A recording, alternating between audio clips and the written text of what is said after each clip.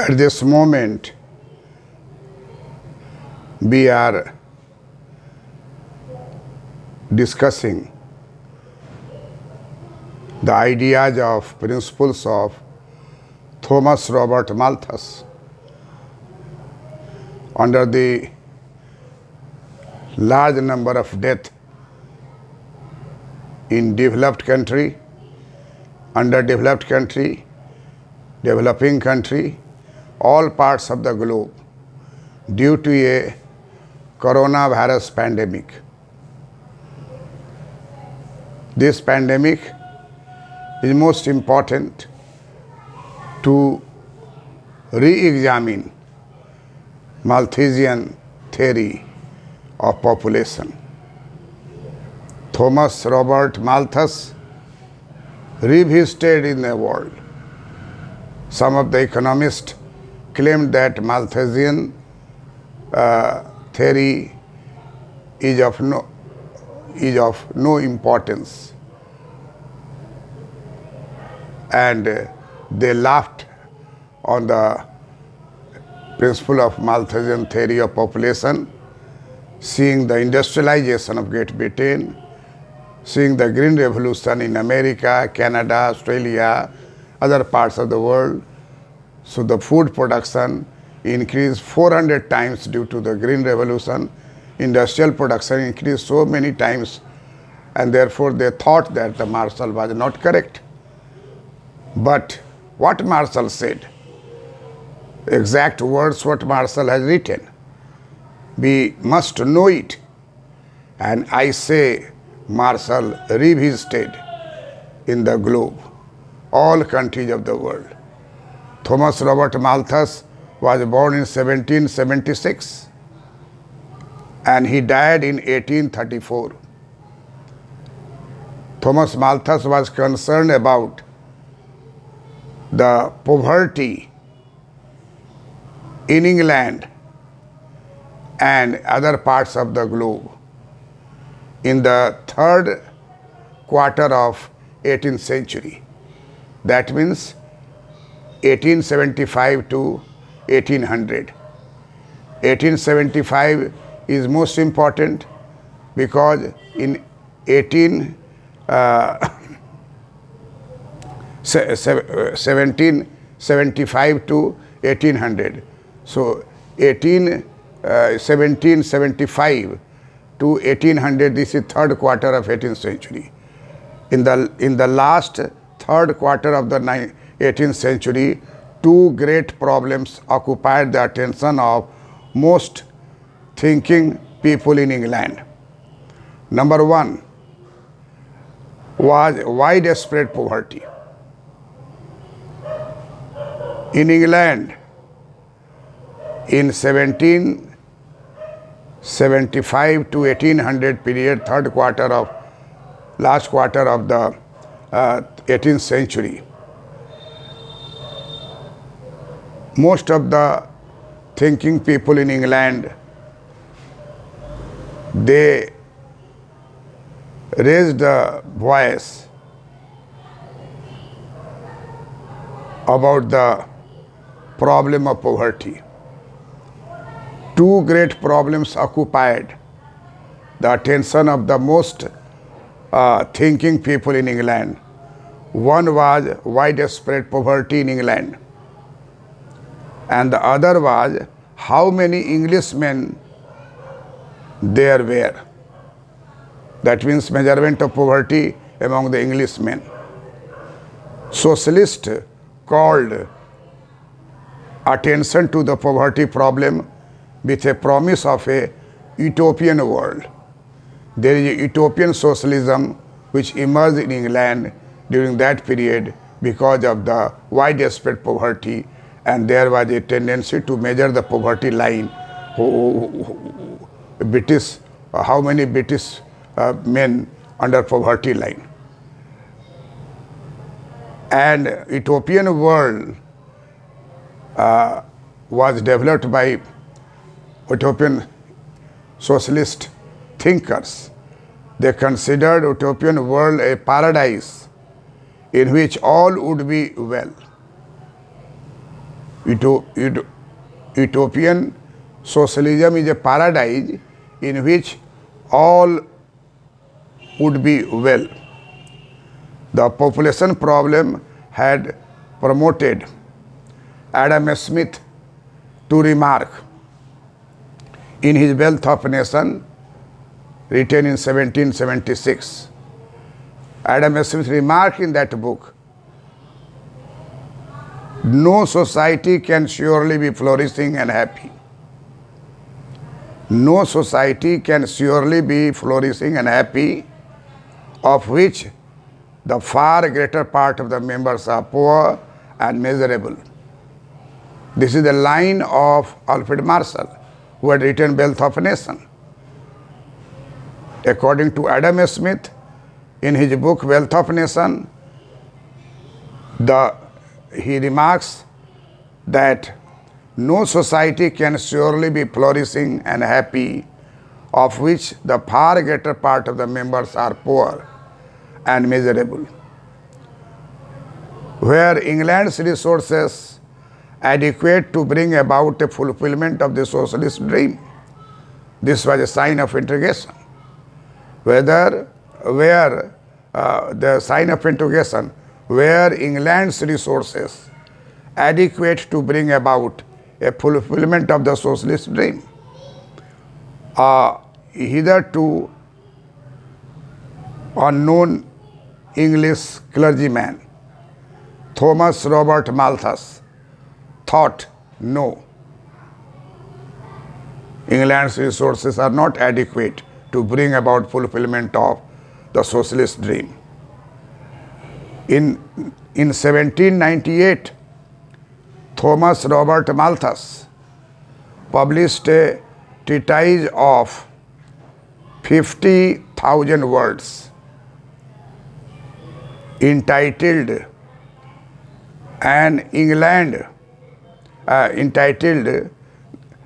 the name of the book, An Essay on the Principles of Population as it affects the future improvement of society.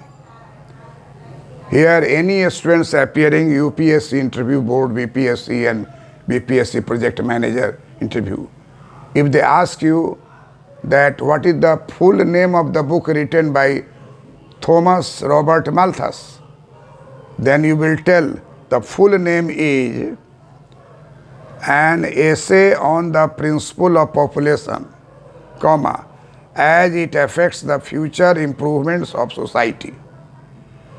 If then ask you that how many words are in that treatise on population first time written in England, you will tell them that in 1798,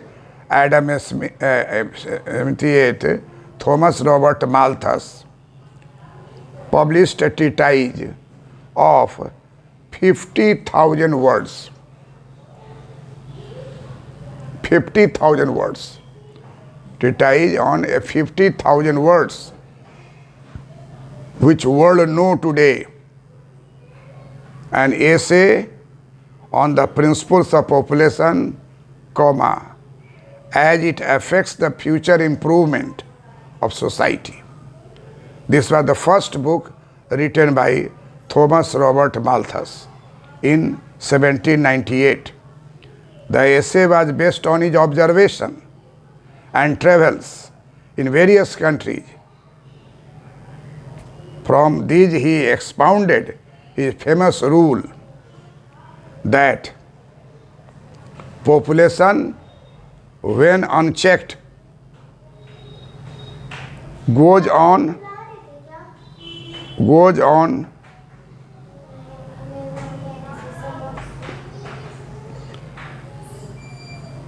according to Thomas Robert Malthus,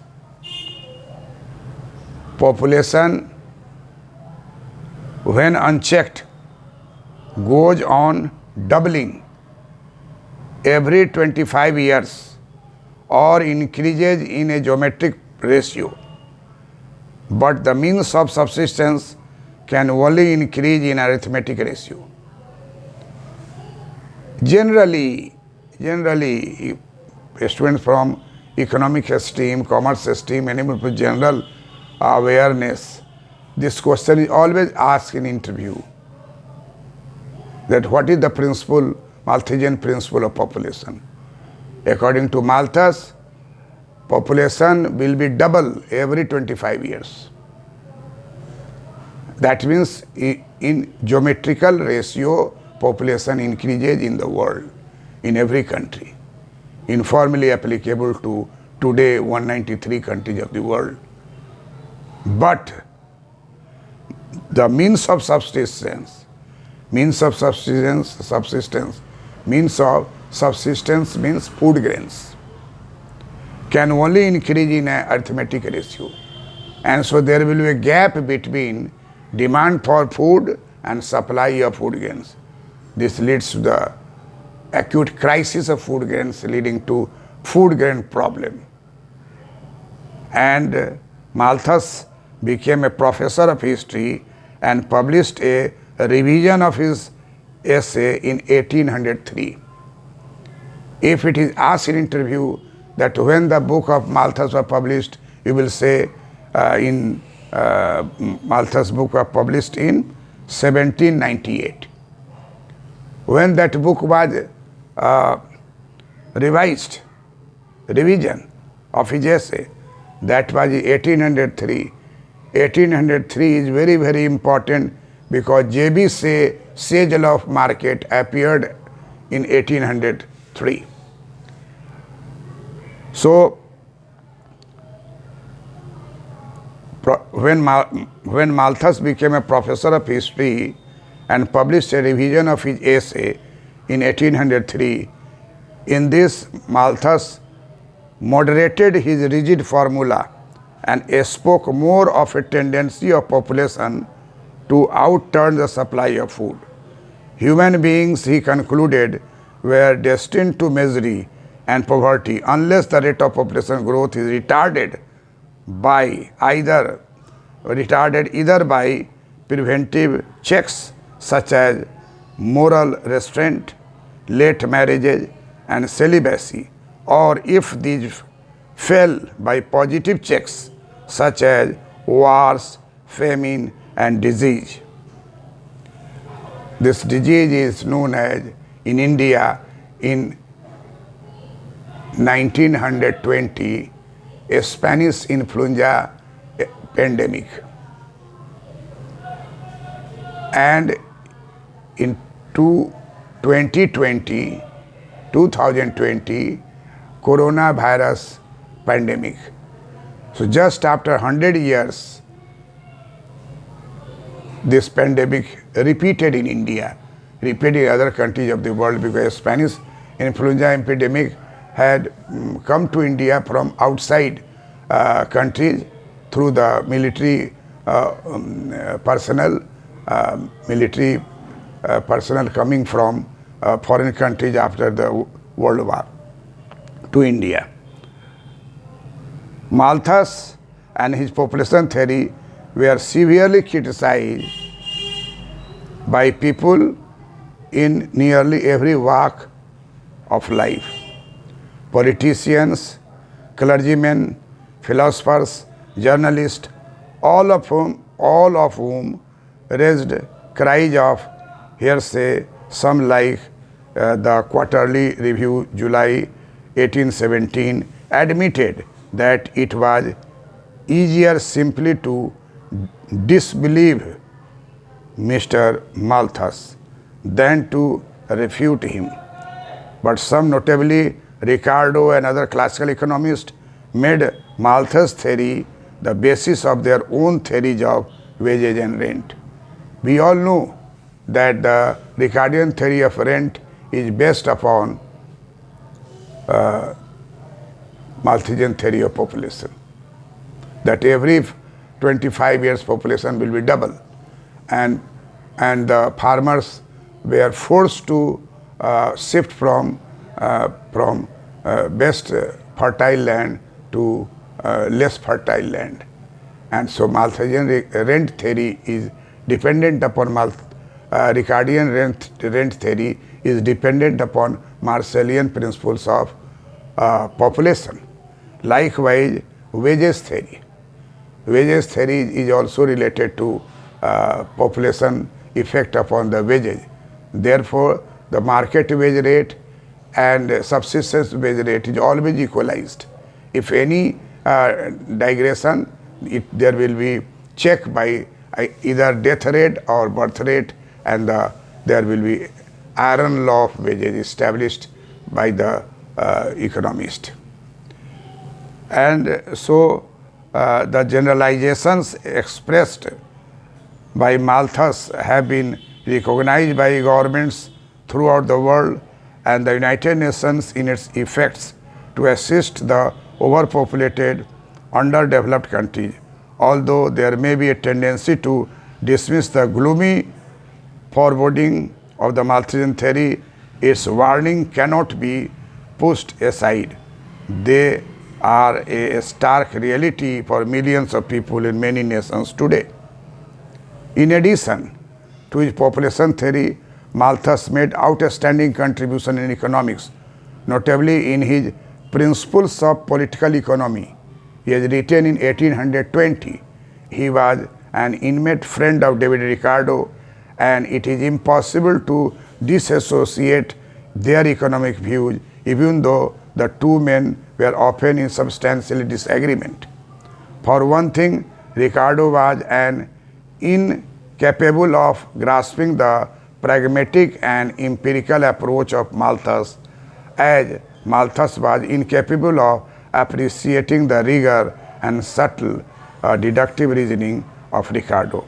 Among the notable contributions of Malthus made to the economic thought was the concept of effective demand. If you read John Maynard Keynes' The General Theory of Employment, Interest and Money, in the preface and in the first chapter, he has cited the example that his effective demand theory is not his own. He has developed effective demand theory from Thomas Robert Malthus. So, among the notable contributions that Malthus made to economic thought was the concept of effective demand, which defined as the level of aggregate demand necessary to maintain continuous production. More than a century was to pass before the problem of effective demand would rise again to the public notice. In his General Theory of Employment, Interest and Money, John Maynard Keynes paid tribute to the pioneering work of Malthus on this subject. So, Malthusian concept can never die. Malthusian theory of population will remain in use even today. We have to take care of with some modification, but size of the population and the size of the resources must have a interdependence, and there must be optimal size of the population depending upon the fuller utilization of resources.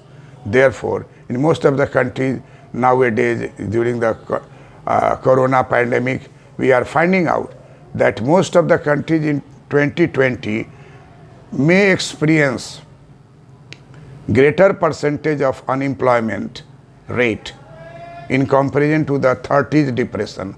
This is forecasted by international organizations and institutions and great economists in Europe, in America, in England, that the time has come to think about the Malthus.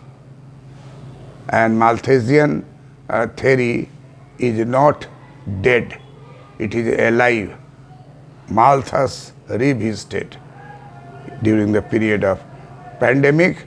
We think that Marshall said in 1798 that every 25 years there will be doubling of the size of population in the country.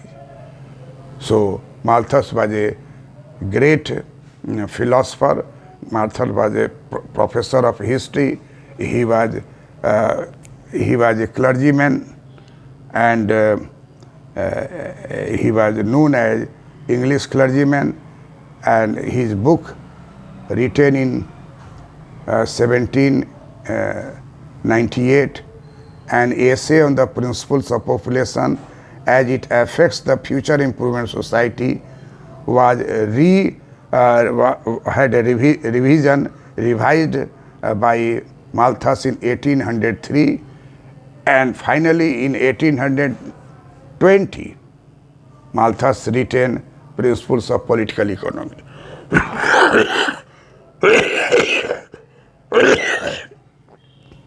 There are many arguments later